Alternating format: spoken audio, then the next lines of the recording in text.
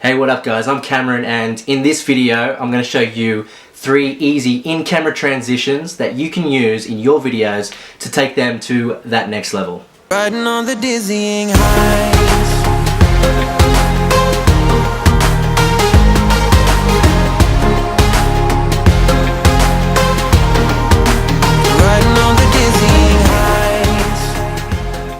I've been getting a few of the same question, and that is how exactly do I do my transitions in all my videos? So I wanted to demonstrate in this video of what I've actually learnt, and let's have you using these 3 easy transitions so that you can make something like this.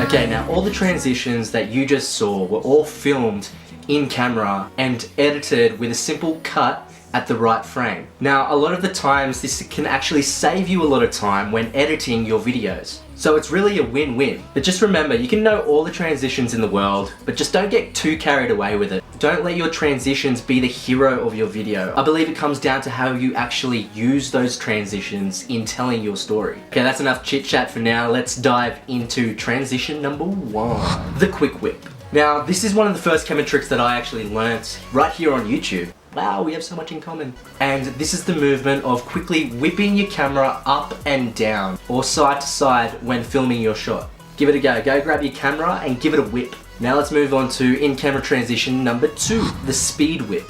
Now this one's similar to the quick whip, but it's more of a movement rather than a whip. You're going to want to roll your wrists in a way that you can clearly see the movement. Now it may look funny and feel absolutely stupid, and that's because it does look stupid, but it has a great result in the end. I promise you, the more times you actually use these in-camera hacks, the more comfortable you're actually going to feel doing it in front of people. And it just becomes a habit. You'll even be adding your own sound effects when filming.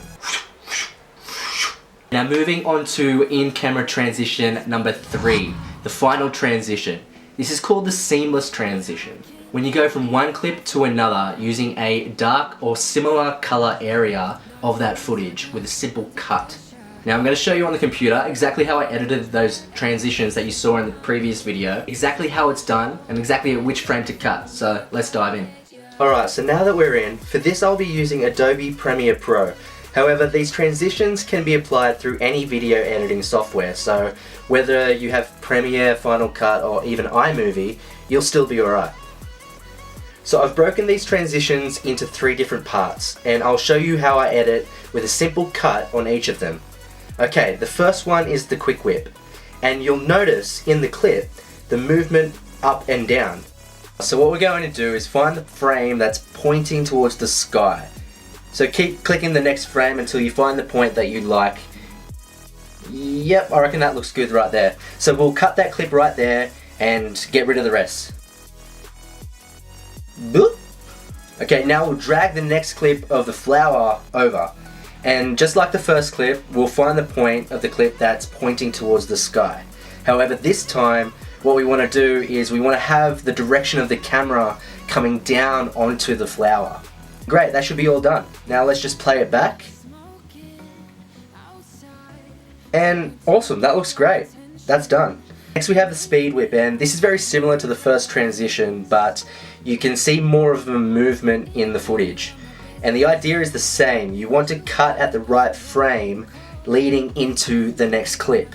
This example being the drone leading into the sky, what the drone is actually seeing. And there you have it, a simple cut that helps telling the story. Alright, now the final transition is going to look very seamless. Use your surroundings to your advantage, and also use certain objects or clothing that you might have. For this example, we used Dilly's red jumper. As you can see, I passed her in an open field while she was flying the drone. Then I transitioned that clip into her walking down one of the streets of Spain. Now to do this, all you need to do again is to find the right frame where the entire screen is covered by a particular color. and cut it at that frame. Yep, I think that looks good there. Then we'll do the same for the next clip. Yeah, right about there. That looks good. Now cut it off and drag it over. Then you should be left with what looks like a seamless transition. Yep, very happy with that. That looks great. One more tip when filming handheld to get the best results for smooth footage and to be less shaky as possible, use the strap of your camera around your neck and pull it tight to have more stability when filming. This can make the world of difference when you're editing your video and it looks that little bit more professional. So there you have it guys, there are 3 easy in-camera transitions that I've learnt and I use in my videos and that you can use them in your videos as well to take it to that next level. If you enjoyed this video and you've learnt something new, give us a like and subscribe to our channel and hit that notification bell if you want to see more videos like this one. Make sure to drop a comment down below and let us know different things that you like to do in camera so that we can actually learn something new for ourselves as well. And with that said guys, keep growing, learning, crushing it at life, and I'll see you in the next video. Peace!